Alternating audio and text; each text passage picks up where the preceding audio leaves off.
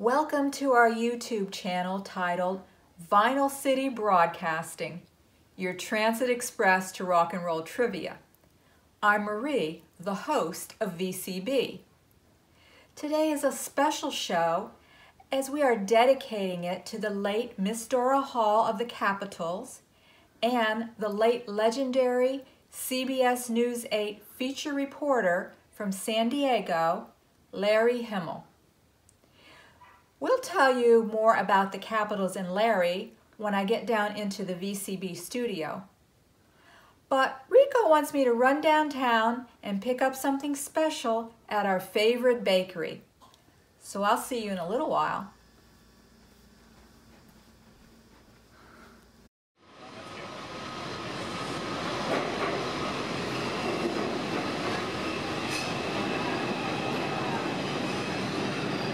Wait till you see what they did with the cake, Rico.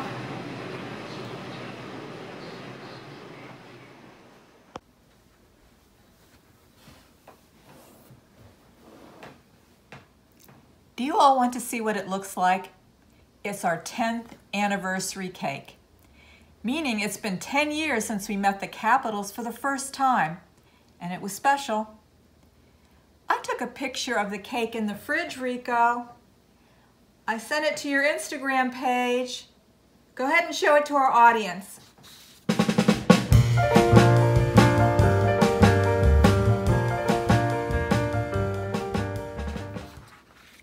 They did a beautiful job, didn't they? And they utilized the Capitals demo CD on top of the cake, which is not edible. There were many groups back in the day that sang on the street corners, down in the subway stations, that were so talented, but maybe never got the recognition they would have liked. But on the other hand, they received something even more precious. What was that? Larry Himmel will be telling you when he does the interview with the Capitals. But before we run Larry's interview, we're going to run the VCB interview I did with Ricky not too long ago. Rico, I know you have some pictures of the Capitals that Ricky sent you and have inserted them throughout the interview. Our audience will get a timeline and flavor of their early beginnings up to the present. So sit back and enjoy, everyone. Run it, Rico!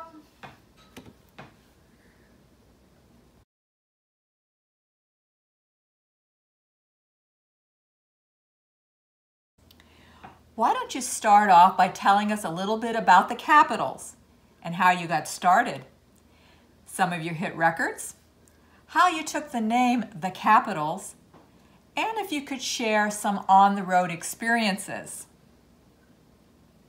Didn't you guys almost catch fire on stage? Tell us about that.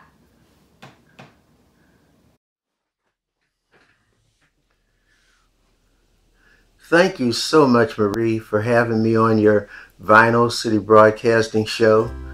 But before I share with you some of our road experiences, I just want to thank you for this beautiful 10th anniversary cake that you have prepared for this occasion. And I hope that you truly saved me a piece. This group began with 5 guys singing outside of high school: Frank, Freddie, Arthur, myself, and Little Mike, and we were challenging other groups that were on the high school campus. We remained nameless until Freddie went to Washington, D.C. and came back with the suggested name of the Capitals. Shortly after that, Frank went to the Army. We picked up a little girl named Spiky, and she replaced him. We were doing talent shows all over the city and were constantly winning until they shut us down and told us we could only perform as guests. But we had the influence of a successful Frankie Lyman and the Teenagers because we had a lead of Little Mike, and we also had the appearance of the Platters with 4 dudes and a chick. But I recall this one situation where we were going to an engagement. My father was driving, Spiky and her mother was sitting in the front, and the four of us were in the back, and it was a two-door sedan. We often sang when we were going on engagements, and Michael was working on a song called Millie. It was about his girlfriend Lizzie, but he named it Millie because she was driving him silly. At the engagement, we met a gentleman named Mike Weems who asked us if he could be our manager, and we said yes. The next week, he had us meet with George Goldner, the president of Cindy Records out of New York, to audition. We went to the audition, and he asked us to sing a song, and we sang one of Frankie Lyman's songs, Creation to Love, if I can remember. And then he asked us if we had any originals. Well, we never worked on originals. We always mimicked what was on the radio, except this song that Michael was starting to work on about Lizzie that was incomplete. And between the second and third verse, there was a bridge. In the bridge, instead of having words, it had oh, oh, oh, oh. We sang it for him, and he loved it. He said that he would send us a song, Rosemary, if we would work on that and come to New York and record, and also record this song called Millie. May 23rd, 1957, we went to New York, Manhattan, to Bell Studio. And it would be the first time we would ever perform with a band. And instead of being crowded around one mic like we always did, being a cappella singers, Michael was on one end with his own mic, and the background was on another mic, and of course the band was in the middle. And we couldn't hear each other like we normally would, but when they played it back, we were excited about that, because now we had the musicians and the vocalists all on one record, and that was fine. And we couldn't wait to get back home to listen to it on the radio. 2 months later, in July, the record came out. We went to New York as the Capitals, but when the record came out, it was Mickey Toliver and the Capitals. And the record hit the top 10 for 8 straight weeks. And we were invited to do the show in August that was a top 10 around the country, and it had such notables as headliners as Sal Mineo, Jill Corey, the Clovers, the Barbettes, and many other groups. We were invited to sing on that because we had experienced success in Pittsburgh. Groups that were young like ours, we had sweaters as our uniforms, and we showed up with our turtleneck white sweaters and our Capitol logo on the left sleeve. And this show was at the Syria Moss, which was located near the campus of the University of Pittsburgh. There were 2 shows, 7 and 10. We performed on the 7 o'clock show, and after that, we took the sweaters off and hung them on a bank of lights in the dressing room, and we wanted to get some air. So when we approached the back door, there was a bunch of fans out there, and of course there was windows, and when we got close to open the door, they were screaming, "Mickey, Mickey." So at that point, Michael jumped back, and he recognized from then on he had a new name. It was Mickey instead of Michael, M-I-C-K-E-Y, and you know the rest. And so that was fine. Then we come for the second show. Now it was 10 o'clock and it was dark. Now we go back to get our sweaters to put them back on so we can perform. And somebody had turned the lights on and burned holes in our sweaters. So we had to wear them anyhow, but we called them crispy critters at that time. And when we went out, we didn't want to turn around so the audience could see that we were burned up on the stage. That was a great experience, and it's one that we'll never forget.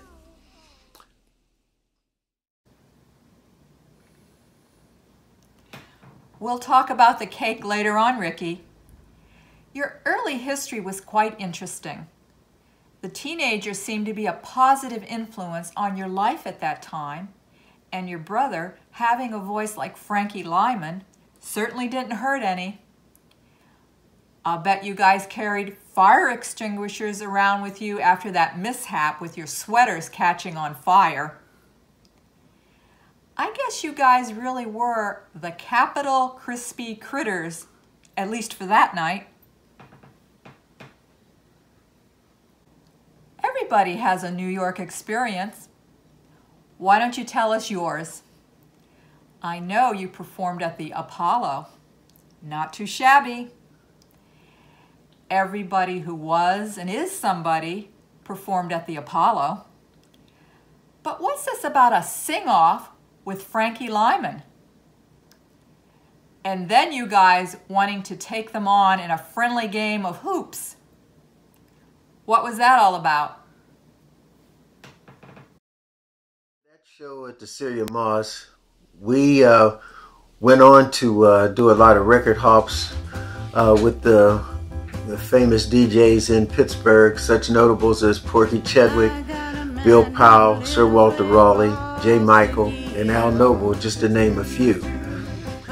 But we promoted that all the way into like 1958 in the spring. And by that time, 3 of us had graduated from high school, and it was just Michael and Spike that was left in school at that time. So by then, I had a car, I had a job, and we decided that we wanted to try to go to New York again. But we had been working on some original songs, which was suggested to us by George Goldner the last time we recorded. So we had an opportunity to go to New York, but I was driving, and Spikey's parents would not allow her to go to New York with 4 dudes. So we picked up another friend named Willie, and off to New York we went, and recorded 4 original songs with Atlantic Records, but they were never released. While we were there, we also went to the Apollo Theater and we performed there. And we had some raving reviews. People were excited because we had some slick brown pinstripe suits and we were clean as the Board of Health. But after that show, we had another mission that we wanted to meet up with Frankie Lyman and his teenagers, and we wanted to have a sing-off or a battle with them with music, and we also brought our basketball because we also wanted to take them to the court and see if they could hoop. So what happened is we were on a basketball court in New York, and when we played a little bit, we never ran into Frank and his boys. So we went back to the car. When we got to the car had been towed. So now we had to find out where the car was towed. And it was a devil of a time trying to get the car back. So we were disappointed because we didn't finish our mission. But after that experience, we went on and headed back home. And after we got home, of course, life kind of got in the way, and we were on pause and hiatus for a while. Clean as the Board of Health. That's pretty clean. So tell us how you ran into Dora Hall and how you wanted to resurrect the Capitals. Talk a little bit about some of your hits and when you guys signed with Gateway Records.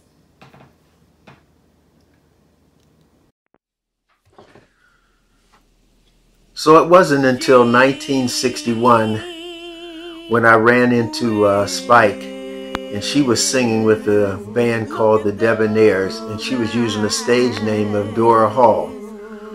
We chatted, and we thought we might try to resurrect the Capitals, and we picked up 3 new singers, George, Eddie, and Clarence, and we went on to do one-nighters, and some of them we did with the Debonaires. The Debonaires had a contact with Gateway Records that was in downtown Pittsburgh. We went there and they signed us. We recorded 2 songs that Eddie had written, Day by Day and Little Things. And we went on to promote those, and they hit the charts in Pittsburgh as well. Until May of 1964 that I was offered a promotion on the job that I had, and I decided to leave the group. And at that time, Spike continued to sing with the Debonaires, and George and Eddie went on to sing with the Marcells of Blue Moon fame. signing with Gateway Records and recording Day by Day and Little Things. Love those songs.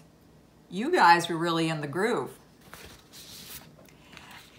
So you did some recording, compilation of some of your songs from the past, and distributed by Crystal Ball Records out of New York. And then there was an opportunity to come to San Diego and bring the group along with Miss Dora Hall. Tell us how all that took place and what you were able to accomplish. Okay, now we fast forward to 2005. I went to Pittsburgh and found out that our hits of the past were located on some CDs that were called Pittsburgh's Greatest Hits. And at that time, I thought that I would like to see if I could find some of these fellows to see if we could resurrect this group, because doo-wop was still hot at that time in Pittsburgh.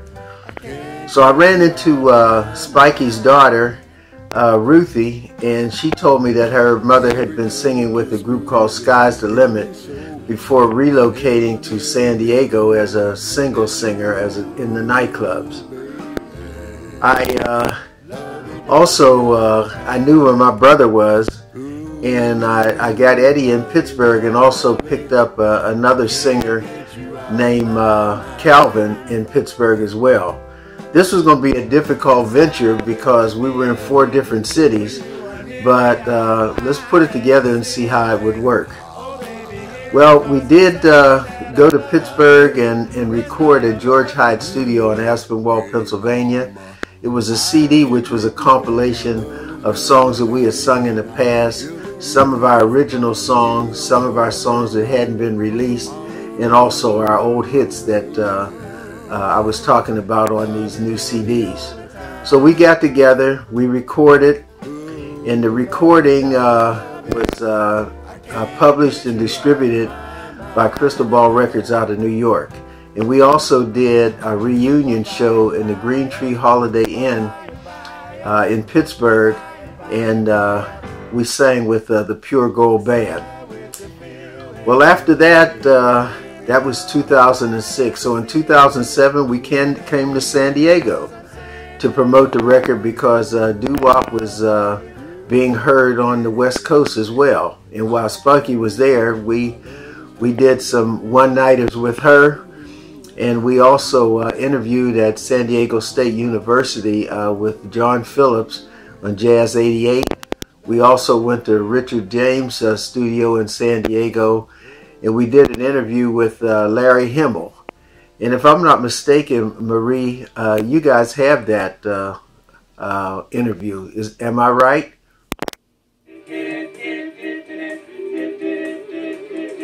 I'm Larry Himmel. It's the sound that was born on street corners throughout America, and it still resonates today in San Diego. Meet a group that's been together 50 years, and you'll hear them sing. Coming up right here on News 8. The pictures, the stories, your world.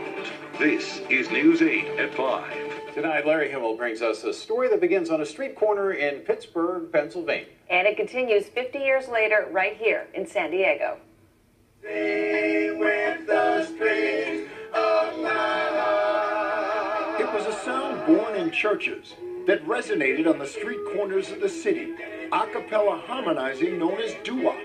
In 1954, a group of teenagers started vocalizing on the streets of Pittsburgh's Homewood district.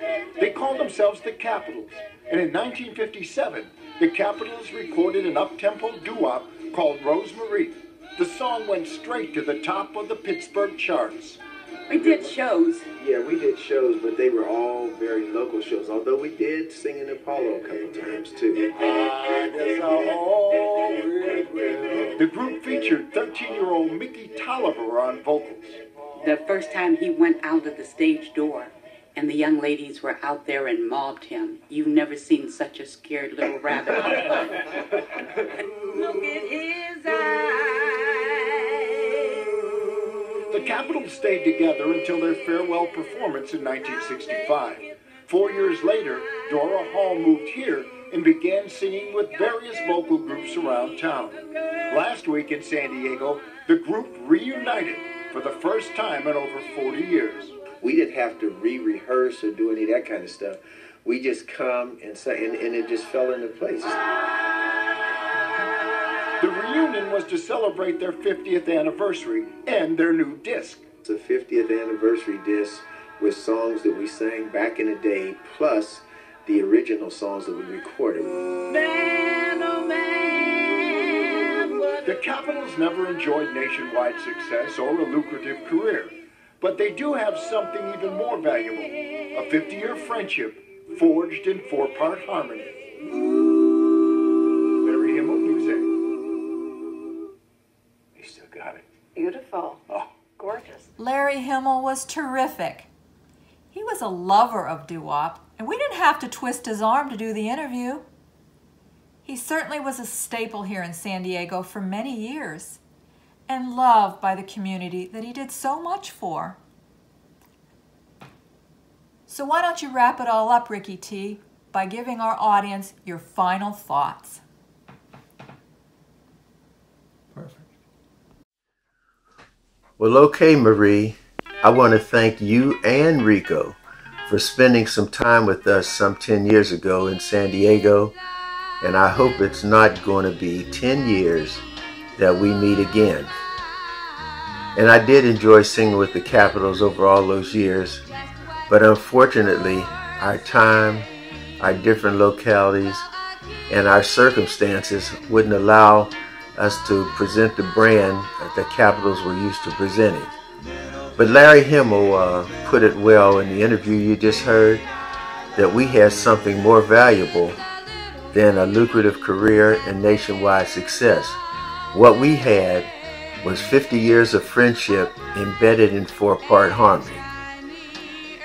But then I want to say that I appreciate that Vinyl City Broadcasting had dedicated this show to my dear friend and fellow singer, Miss Dora Hall, and also to Larry Himmel, one of San Diego's finest reporters.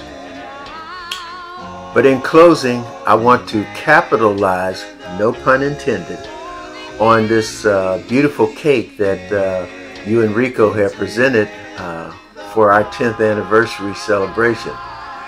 It's been a grueling interview, but thinking about it just made me hungry, and I hope that you cut me a big piece of that beautiful cake.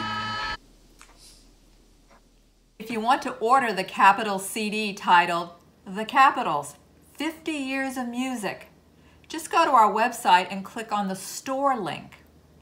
Then click on the text under the Capitals CD in the orange box that says, to purchase CD, click here, Crystal Ball.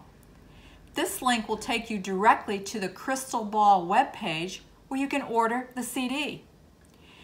If you've missed any of our shows so far, you can go to our website and click on the link or button that says VCB.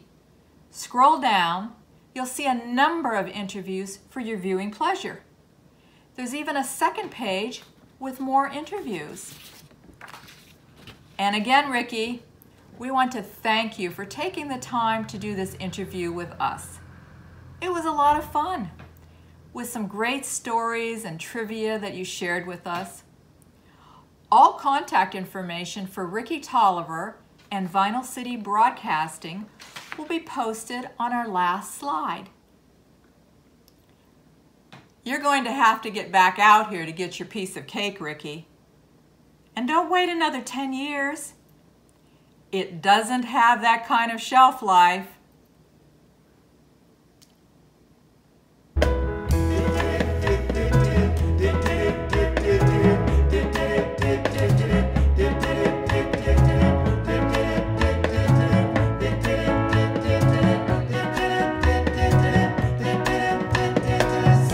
Dear, when you smile at me, I